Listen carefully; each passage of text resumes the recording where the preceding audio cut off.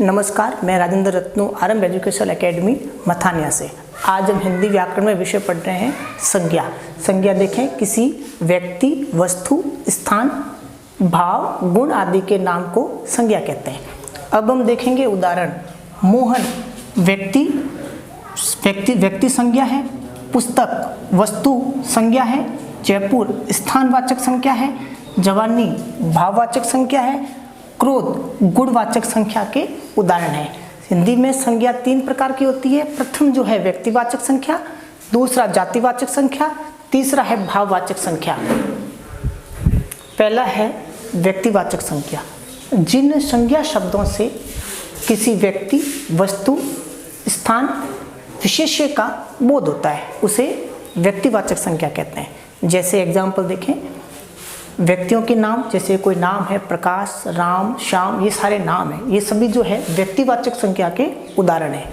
दूसरा देखिए वस्तुओं के नाम, जैसे कि पुस्तक, टेबल, कुर्सी, ये सभी जो है वस्तुओं के नाम है अतः इनमें व्यक्तिवाचक संख्या है। और देखें स्थानों के नाम में देखें, जैसे कोटा, जयपुर, भरतपुर, ये सभी स्थान हैं अतः ये भी व्यक्तिवाचक संज्ञा के ही उदाहरण हैं। दूसरा है जातिवाचक संज्ञा। जो संज्ञा शब्द किसी एक ही प्रकार के व्यक्ति या वस्तुओं का बोध कराते हैं उसे जातिवाचक संख्या कहते हैं। सामान्य जातिवाचक संख्या जो दो प्रकार की होती है, पर पहला है उसमें समूहवाचक और दूसरा है द्रव्यवाचक। समूहवाचक में है जिन संज्ञा शब्दों से किसी व्यक्ति या कोई सामूहिक समूह का बोध होता है उसे समूहवाचक संज्ञा कहते हैं। जैसे उदाहरण देखें, सभा, सेना, दल, ये सभी जो है संज्ञावाचक समूहवाचक संज्ञा के उदाहरण है। दूसरा है द्रव्यवाचक संज्ञा। जिन संज्ञा शब्दों में ऐसे द्रव्य या पदार्थों का बोध होता है उसे द्रव्यवाचक संख्या कहते हैं। उदाहरण देखें, जैसे सोना, लोहा, चांदी, ये सभी द्रव्यवाचक संज्ञा के उदाहरण है। तीसरा है भाववाचक संख्या।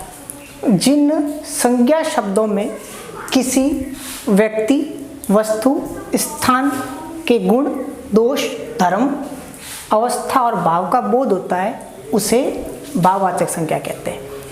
जैसे कि लंबाई, मिठास, नम्रता, क्रोध, यह सभी जो है भाववाचक संख्या के उदाहरण है। भाववाचक संज्ञा जातिवाचक संज्ञा से भाववाचक संज्ञा में कैसे बदलते हैं उसके एग्जाम्पल उदाहरण आप देखें आगे। जैसे कि संज्ञा किसे कहते हैं? किसी व्यक्ति, वस्तु, स्थान, प्राणी या भाव के नाम को संज्ञा कहते हैं। दूसरा इसमें सर्वनाम किसे कहते हैं? जो संज्ञा के स्थान पर जो प्रयुक्त होते हैं उसे सर्वनाम कहते हैं। तीसरा इसमें विशेषण, जो संज्ञा और सर्वनाम की जो विशेषता बताते हैं उसे विशेषण कहते हैं। इन शब्दों से जो है भाववाचक शब्द बनाए जा सकते हैं। अब आप उदाहरण देखें, जैसे कि जातिवाचक संज्ञा को भाववाचक संख्या में कैसे बदलते हैं। पहला है इस पे मित्र, जो कि जातिवाचक संख्या है और इसका भाववाचक संज्ञा क्या होगा? मित्रता। दूसरा देखें मानव, जातिवाचक संख्या, और मानवता इसका भाववाचक संख्या। चोर जातिवाचक संख्या है और चोरी भाववाचक संख्या का उदाहरण है। सर्वनाम शब्दों से भाववाचक संज्ञा में कैसे बदलते हैं, इसके लिए आप सबसे पहले आपको सर्वनाम की परिभाषा याद होनी चाहिए। सर्वनाम देखें, वे शब्द जो संज्ञा की विशेषता बताते हैं उन्हें सर्वनाम कहते हैं। अब उदाहरण देखें, सर्वनाम को भाववाचक संज्ञा में बदलने के लिए देखें आगे। पहला है पराया, जो कि सर्वनाम है। सर्वनाम में भाववाचक संख्या का रूप है और इसका भाववाचक रूप होगा परायापन। दूसरा देखें अपना, सर्वनाम अपनापन, यह भाववाचक संख्या का उदाहरण है। विशेषण शब्दों से भाववाचक संज्ञा बदला, इसके लिए पहले विशेषण की परिभाषा क्या है? वे शब्दांश जो संज्ञा और सर्वनाम की विशेषता बताते हैं उसे विशेषण कहते हैं। अब विशेषण शब्द देखें कौन कौन से विशेषण शब्द है। जैसे कि गंभीर, यह विशेषण है और भाववाचक संज्ञा में क्या बदलेगा? गंभीरता। देखें लाल विशेषण शब्द है, लालिमा भाववाचक संख्या का उदाहरण है। संज्ञा के उदाहरण, पहला है राम। राम कौन सी संख्या का उदाहरण है? राम जो है व्यक्तिवाचक संख्या का उदाहरण है।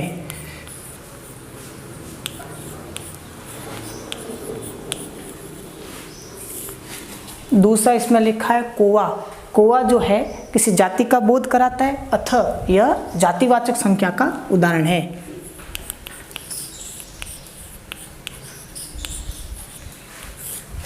तीसरा मैंने लिखा है मिठास, जो कि यह भाववाचक संख्या का उदाहरण हैं।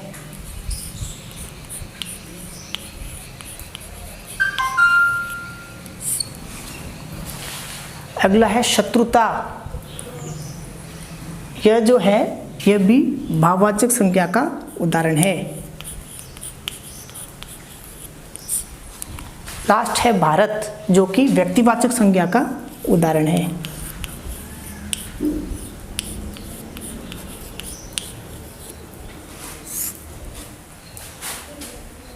आज हमने संज्ञा के बारे में पढ़ा। संज्ञा किसे कहते हैं, संज्ञा कितने प्रकार की होती है। तो संज्ञा की परिभाषा हमने पढ़ी, किसी व्यक्ति, वस्तु, स्थान, प्राणी या भाव के नाम को संज्ञा कहते हैं। और संज्ञा 3 प्रकार की होती है, उसमें व्यक्तिवाचक संख्या, जातिवाचक संख्या और भाववाचक संख्या होती है। आज हमारा संज्ञा को जो पाठ जो था यहाँ पूरा हो गया। अब हम अगले वीडियो में मिलेंगे। धन्यवाद।